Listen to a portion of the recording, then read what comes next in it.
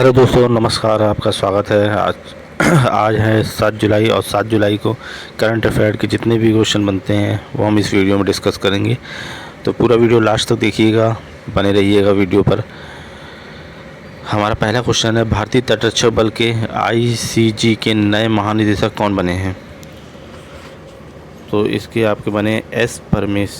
आपका इस क्वेश्चन का बी ऑप्शन बिल्कुल सही रहेगा।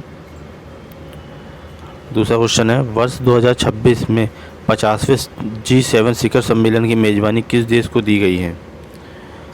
तो ये दी गई है आपकी इटली को। इस वर्ष के प्रतिष्ठा जो इटली के पुलुगिया क्षेत्र में किया गया है, जिसमें वैश्विक सुरक्षा और AI नियमों पर चर्चा की जाएगी। तो इस क्वेश्चन का आपका बी ऑप्शन बिल्कुल सही है। तीसरे क्वेश्चन तक आगे बढ़ते हैं अपने। इसरो ब्लैक होल के अध्ययन के लिए कौन सा नया सैटेलाइट लॉन्च करेगा? तो ये लॉन्च करेगा आपका एक्सपोसैट 2।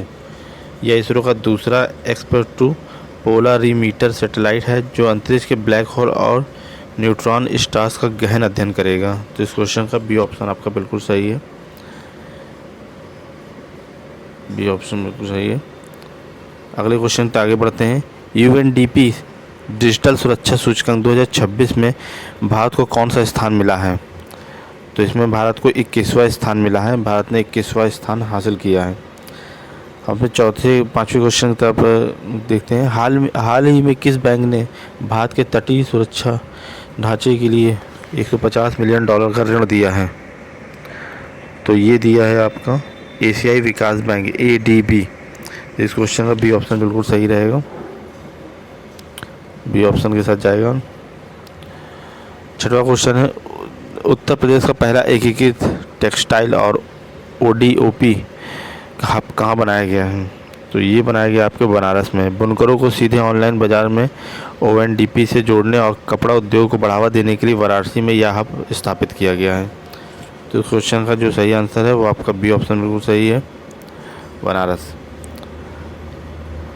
हमने सातवें क्वेश्चन तरफ आगे बढ़ा। DRDO द्वारा हाल ही में परीक्षित NSM-SR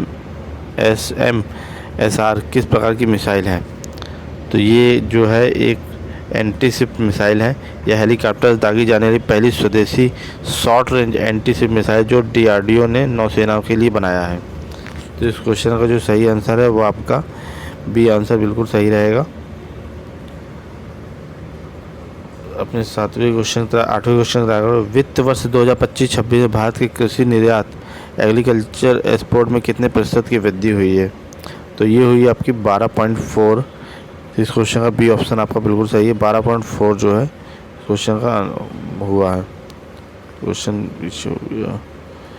हमारा नवा क्वेश्चन है, वैज्ञानिकों ने क्रिप्टोफिक्स रमन नामक सांप की नई प्रजाति किस राज्य में खोजी है?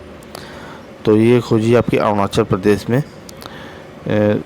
ये जंगलों में पिट वाइपर सांप की नई प्रजाति है। तो इस क्वेश्चन का बी ऑप्शन आपका बिल्कुल सही रहेगा।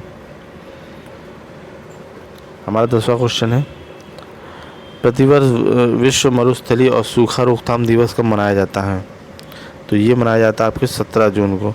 संयुक्त राष्ट्र संघ द्वारा 17 जून को दुनिया भर में भूमि को बंजर बनाने से बचने और सूखे के प्रति जागरूक करने के लिए यह दिवस मनाया जाता है। तो इस क्वेश्चन का बी ऑप्शन आपका बिल्कुल सही रहेगा, 17 जून।